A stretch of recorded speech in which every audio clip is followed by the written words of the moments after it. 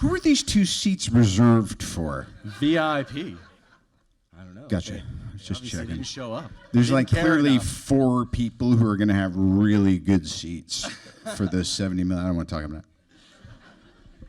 So he, have you and Killian ever talked about this scarecrow No, this is thing? the first time I ever mentioned it. And of course, Nolan was like, just don't bring that into the press. There's nothing to do with it. But, I'm partying tonight. I'm on home turf. I'm on the west side, yo! West side with my homies. So he met with you on Batman back then, or he just considered you? No, I'm pretty sure that I heard like there was this real scarecrow. I was like, I'm a scarecrow. And then I remember meeting him for tea, and I was like, he doesn't seem like he's really leaning in on this this interview. And he was polite and all that, but I mean, you can tell when someone is kind of like, it's not going to go your way.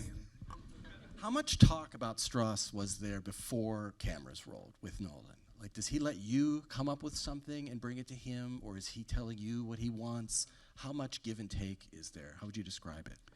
I'll put it this way. Someone said to us recently, so Robert, what did you learn from Chris Nolan? I was like, oh my God, so much. It was like I had an incomplete education. And Chris, what did you learn from Robert? Nothing. Nothing in so much that I already knew what he possessed or whatever.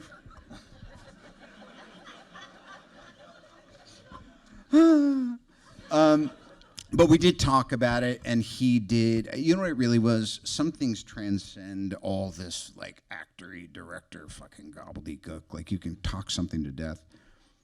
He had Killian's picture up, and I was like, wow, Killian's already, like, in the zone during camera tests. He's already in it. I was like, Christ, we all have to rise to the level that this guy is at, because, like, I'm seeing Oppenheimer in his eyes.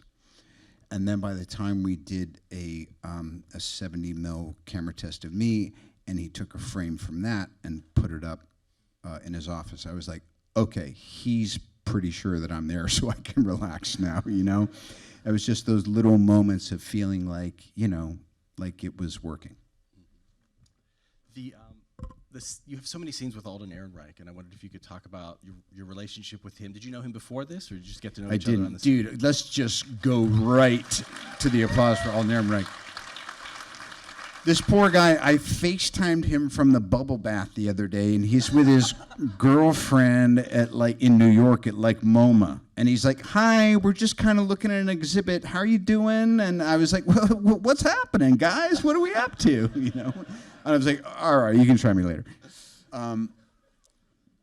All of our scenes are together. And again, I think a good director is a good casting director, and a great casting director helps a director do their job more easily. And putting us together in every scene was just kind of sweet, because really, I kept trying to give his character a name. I was like, scenes, I'd be like, what's your name? And Chris would be like, don't ask him his name. I was like, well, no, he doesn't need a fucking name. I was like, wow. He goes, he's a nebulous character. And I realized, like, he's us. He's this new generation of open-minded Americans who actually don't want to see this kind of subterfuge and political ugliness happen. And as they realize that it's happening all around them, they confront it. So to me, the most important scene is the one where he realizes that Strauss is clearly manipulating things to try to undermine Oppenheimer. I thought that your performance, it's very respectful towards Strauss, and I know that was important to you. He was a real man, and whatever you think of all of his actions, he accomplished some good in the world. Is there anything you wish you could have asked him, person to person, before playing this role? Yeah, a million things.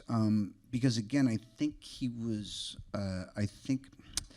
misunderstood might be the wrong word, but I think that he was undervalued, and I wish I could have said to him, I don't know if I would ask him a question or if I would just say, dude, like, you did a lot of stuff right, and it's terrible that this acrimony wound up leaving you with less than the legacy you deserved. That's what I would say. Thank you, Robert, for Come on joining now. us. Yay! Let's hear it for Robert Downey Jr. Thank you, one and all. Happy trails.